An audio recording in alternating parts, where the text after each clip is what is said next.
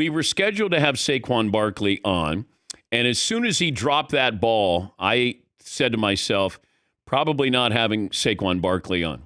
And we talked about this in the final segment yesterday. If the Eagles happen to lose that game, this is the tough part. You know, Fritzy's booking people. We can get somebody. Oh, they have a game the night before. And this is a sponsored booking. So he was going to be on because he was selling a product. And then I said this morning when I came in, I said, it's probably wise if Saquon doesn't join us. I understood it. I understood it because, you know, first of all, if you're the sponsor and you're paying him to endorse you, people aren't going to be focusing on the product. They're going to be focusing on the fact that Saquon is on a show right after this drop, right after this loss, and he's selling something, you know, to America. I get it. I've been doing this a long time, and we just celebrated the 25th anniversary of the Dan Patrick Show. I could probably, on one hand, tell you the number of times that I've heard from an athlete who had to cancel. It's very, very rare you hear from an athlete. Now, you might hear from a PR person. You might hear from a sponsor. But Saquon texted the show and said that he was sorry and that he'll do his best to make it up to us. I mean, that's a classy move. I'm not surprised because I've always felt that way with our interactions with him. He seems like a really good guy, good kid. And the fact that he reached out and said that, he didn't have to do that, but I do appreciate that. And once again, you can't come on talking about a product after you just, you know, had the ending of that game. But we do appreciate him doing that, and we'll try to have him on at an appropriate time.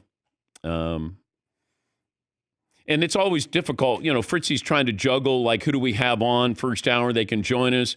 And we wanted to have him on the show, but it makes it tougher to do an interview where you can actually talk to a person about more than just last night's game or that drop on third down. You know, you can't do it.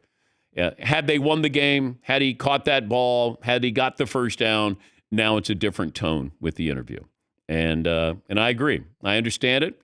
I'd like to have him on, but I'd like to have him on when I can do an interview, a conversation with him, not interrogate him over dropping the ball.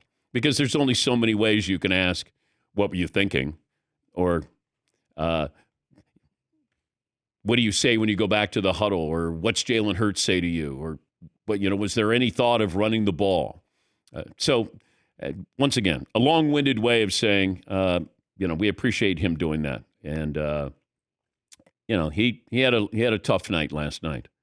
Had this to say on that late game drop, this courtesy of WIP in Philadelphia.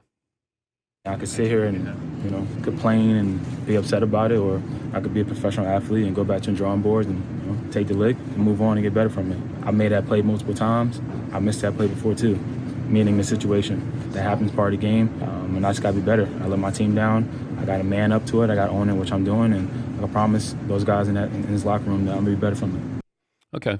I mean, there's probably a handful of comments by him that are very similar to this. It's, I let my team down, dropped the ball.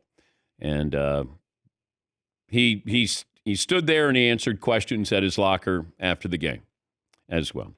All right, so we won't have Saquon on